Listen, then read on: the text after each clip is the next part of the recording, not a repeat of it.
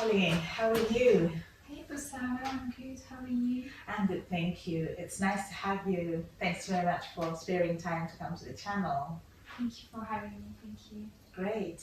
Hello viewers, hello followers, hi subscribers. It's us again, the shutter of the Cycle of Pain channel.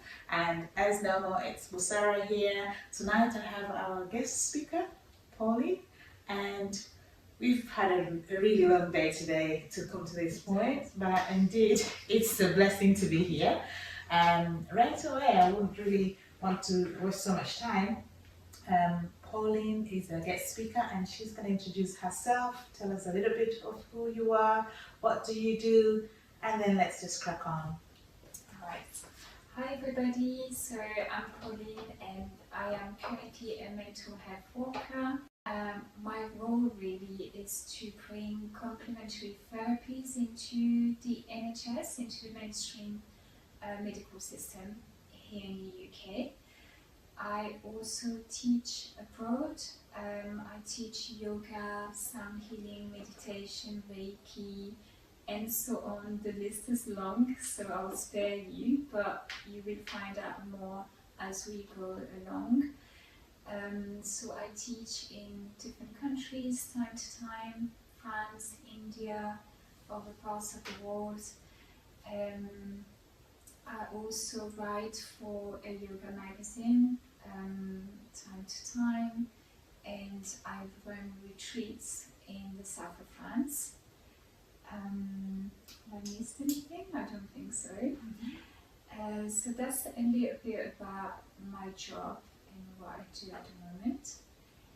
And going on to the journey.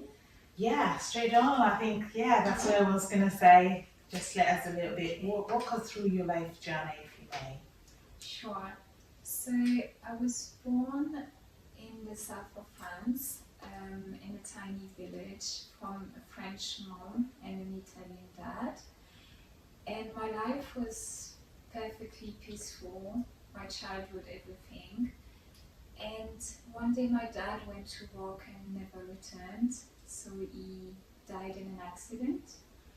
And that just turned my world upside down. So what happened is that I was in so much pain that I started searching for relief. Shortly after I moved to the UK, I suppose I was trying to run away from what was happening in my life. And I came across yoga, and I started practicing yoga for myself, meditation, that kind of thing. And I found it helpful, and then over time I decided to train and become a teacher so I could help other people. Meanwhile, in 2015 I got married. I was in this marriage for about 8 years. It was very difficult. I was in a very abusive relationship in many ways. And fast forward to 2019, which was a very difficult year for me. But I won't give you all the details, I will just go straight to the point. I woke up one morning to a phone call from a woman telling me that she was having an affair with my husband, and she had a 1-year-old child from my husband. And this was a couple of months after I had a miscarriage. I'd been trying to get pregnant for 3 years, so it was a little bit of a shock. And from that point onwards, because I was in a different job at the time, and then the pandemic, the COVID came along as well, and it changed a lot of things for a lot of people. So I kind of had a change of career. I obviously went into depression and I really struggled. So I turned to mental health first to help myself, Okay. Yeah. The Yeah. true story is that even though I was devastated, I'm the kind of person who would be like, okay, you need to get through this. You need to find the right way. You need to. It was hard to reach out for help. That was the hardest part. And Like you self-heal yourself in a Yes. way. I didn't at first. I didn't talk about it to anybody for like a year. My friends, my best friend didn't know about it. Nobody knew about it. I suppose I was embarrassed. Yeah, I was that's all that, embarrassed. isn't it? And also because during the whole relationship, I was always blamed for everything. I was made feel like I wasn't good enough, that I was paranoid, and this and that. So it was always me. I was always the issue. Okay. So when this happened, I thought, okay, this is my fault. It's embarrassing. I can't tell anybody about it. And so there were a lot of different factors. But I thought, even though I don't feel like I can talk about it, I need to find a way to get through this. Yeah. So I started reading a lot on mental health, and then I lost my job during the pandemic. Yeah. And so automatically I felt So drawn low. to that field. Yeah. And so it was a lot of things happened. The marriage, the job, it was all one thing after the other for like a year or two. And so I started reading a lot of books and even studying mental health courses. Okay. And then I couldn't find another job because it was the pandemic and there weren't any. So I thought, let me volunteer for a mental health charity, so that way I can do something good and maybe this will help as well. And I did. And a month later I was offered a job. Wow. And my journey into mental health started then. That was nearly 4 years ago. Okay. And this was life-saving really, because it was the hardest time ever. So, Pauline, if I can just ask you to elaborate a little bit on those moments or the year that you said you were very low because things weren't taking place the way they were supposed to.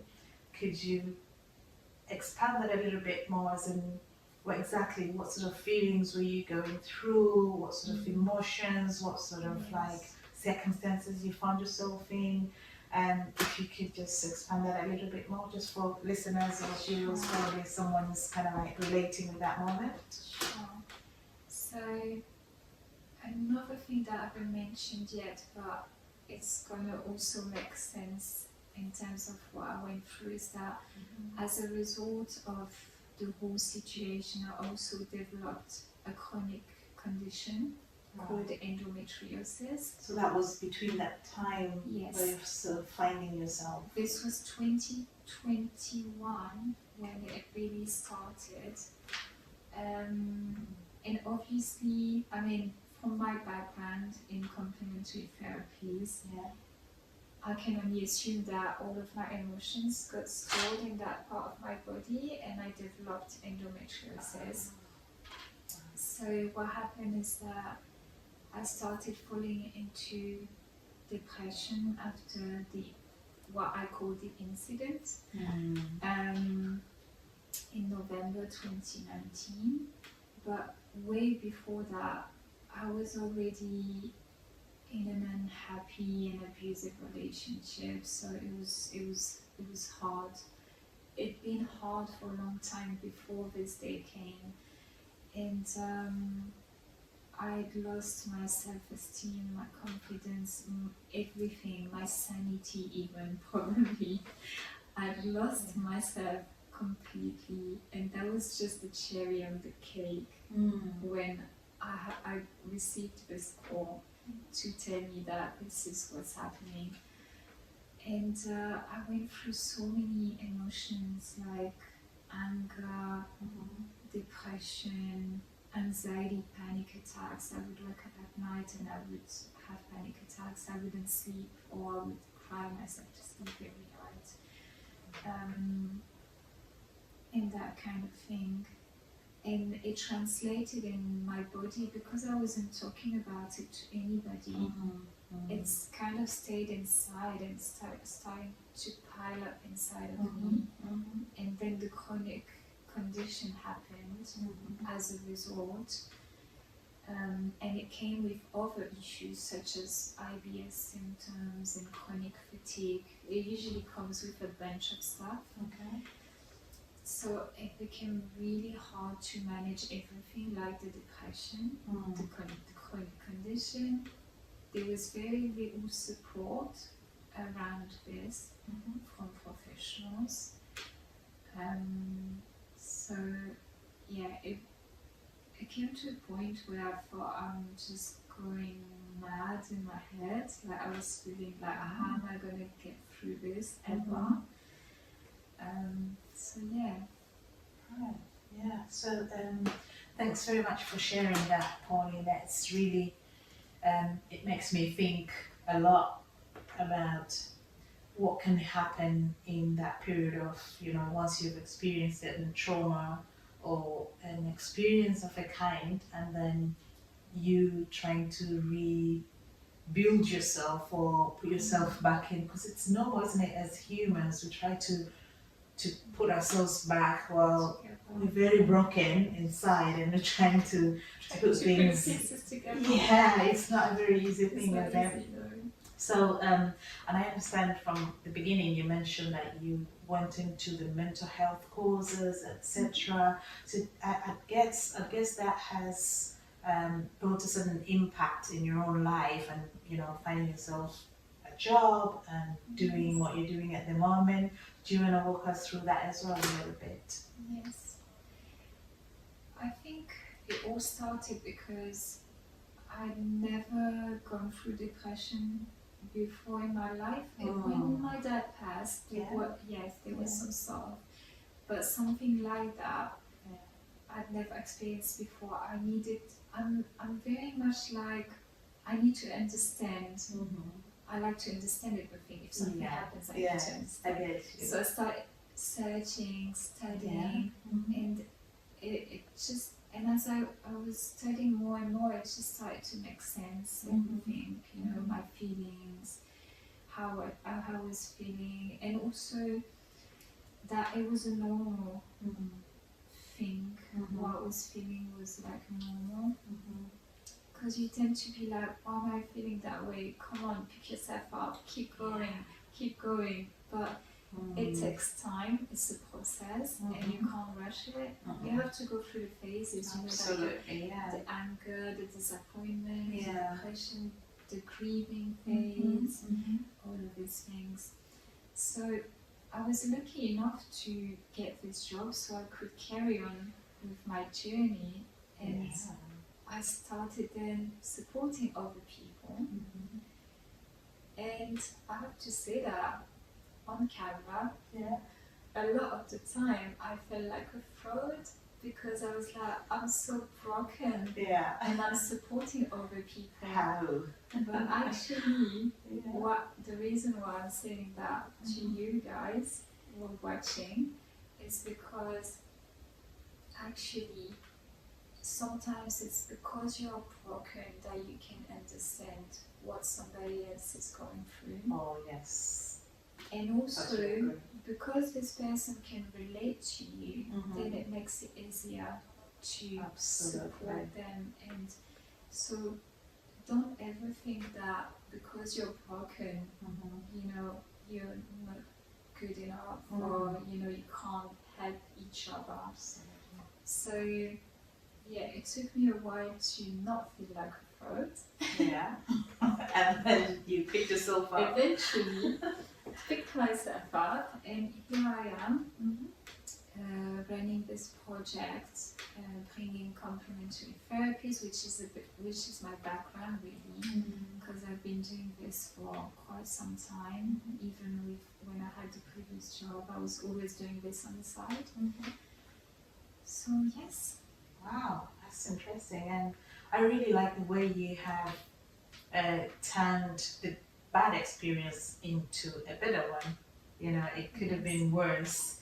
But look at you now, you are using that experience to help others. And I think, again, in the interest of what we're going to do in the future, I think it's very important to say we really value lived experience because, you know, you become an expert of yourself and obviously in that kind of area because you have that experience, you've lived it, you've not just heard from people, you know how you navigate it around it, you know how it feels. And this is the whole point of the channel. We want to make sure our viewers, our listeners and followers, and when it comes to experiencing pain or a trauma of a kind, you come to people who have walked it, who have lived it, and they know what it feels not to be listened, what it feels not to have a support system, what it feels not to be trusted that you're saying the truth because everyone else thinks it's a lie. You understand? Because there's all that in the society, unfortunately. But we want to encourage that unless you know you come out of that shell and be truthful to yourself because you're the one who have lived that experience. You're the one who knows exactly how it feels to walk on the muddy waters.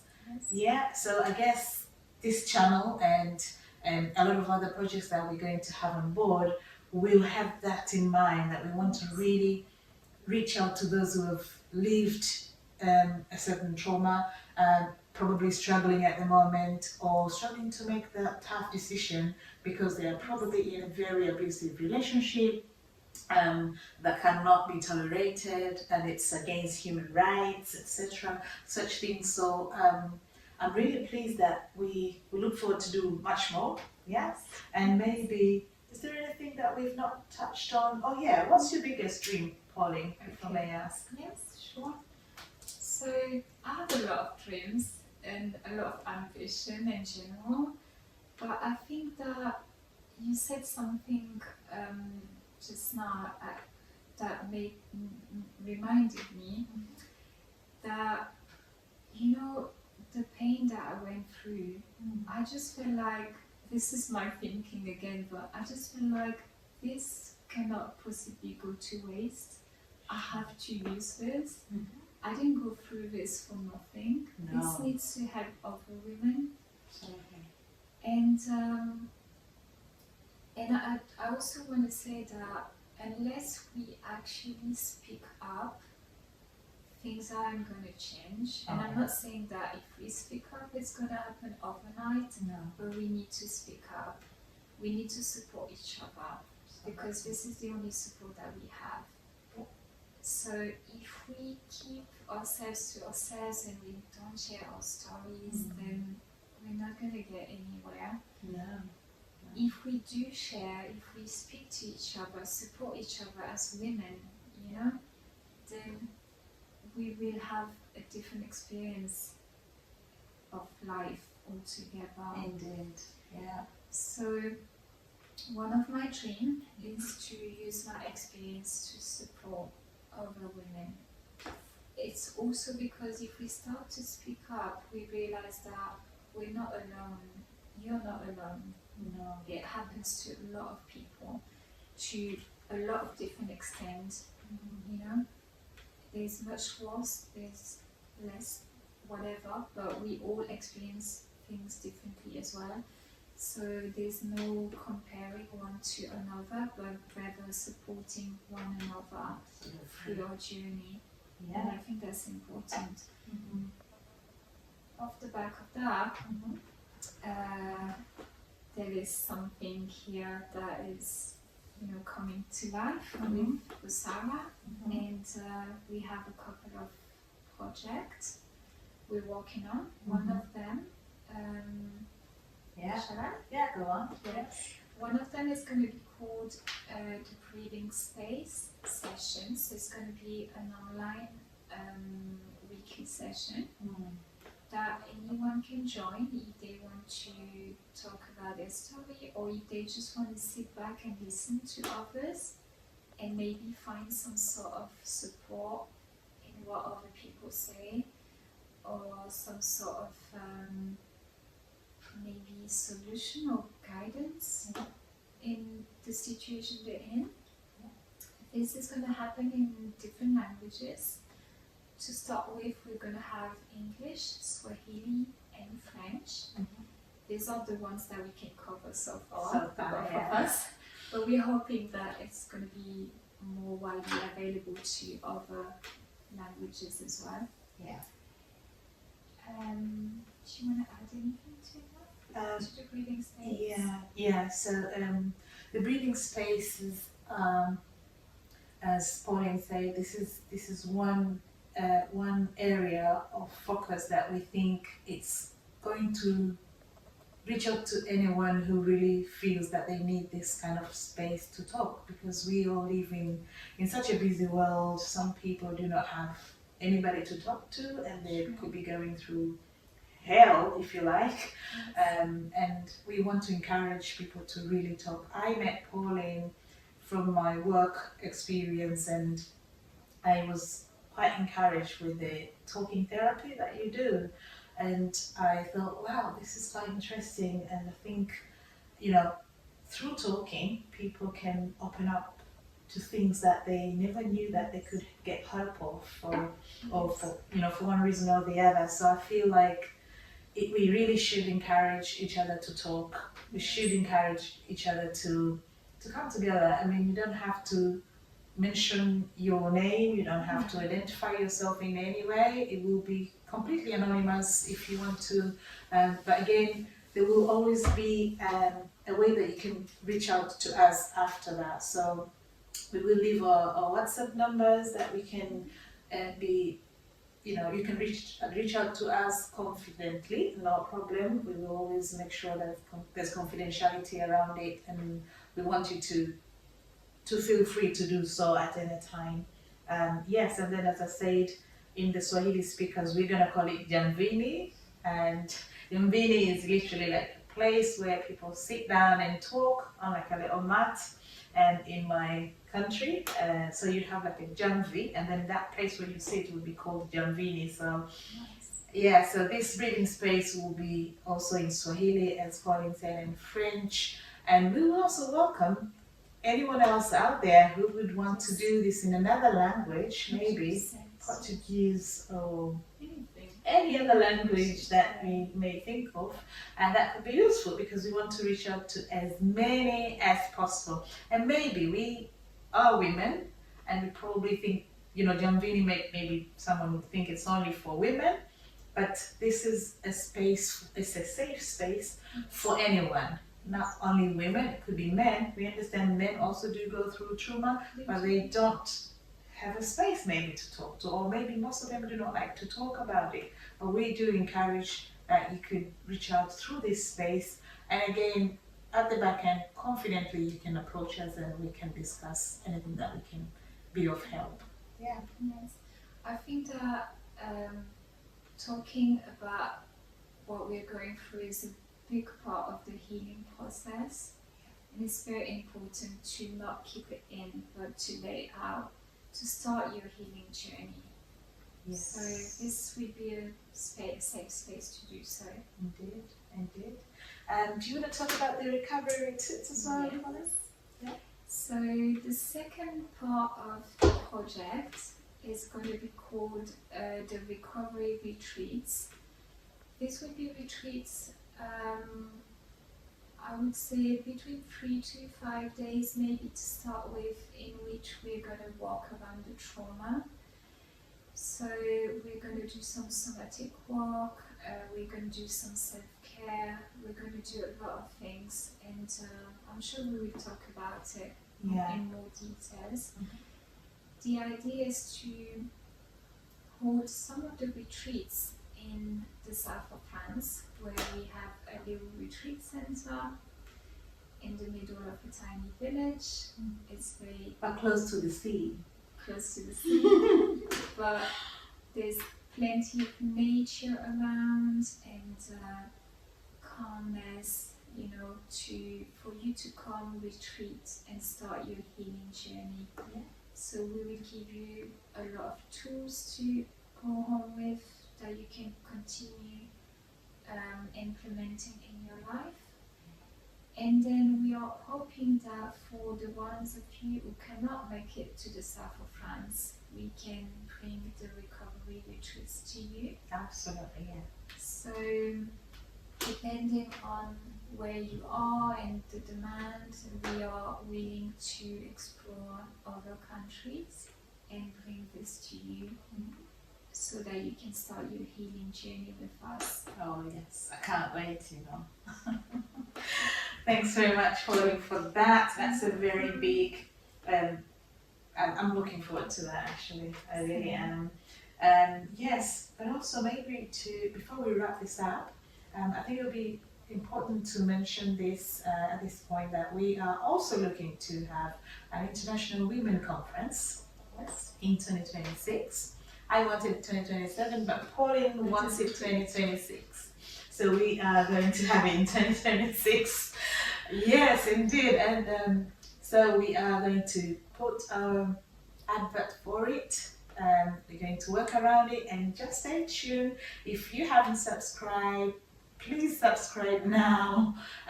Follow us, listen, share, comment, tell us what you think about it, because we will be also going out and about collecting views, opinions, and what do you think the International Conference for Women should be like.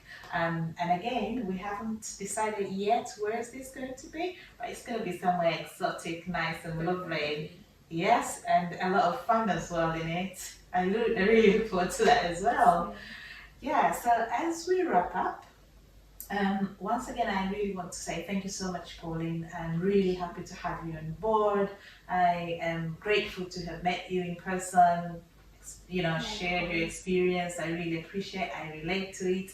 And I value that you have spent some time to work around it and put all this together. And I think we're going to have a very interesting journey helping others out there. Yeah. Is there anything you want to appeal again to the listeners that we probably have forgotten? I would like to say something. Yeah. I'd just like to say that if you ever want to share your story the same way I shared it today, then we would welcome that. Absolutely. If you wanted to reach out and share your story. Yes, definitely. We can do these kind of interviews again with anybody. That's really important. Thank you. Yes. So thanks very much, viewers, listeners, followers. We love you, and we'll see you in the next video. Thank you. Bye.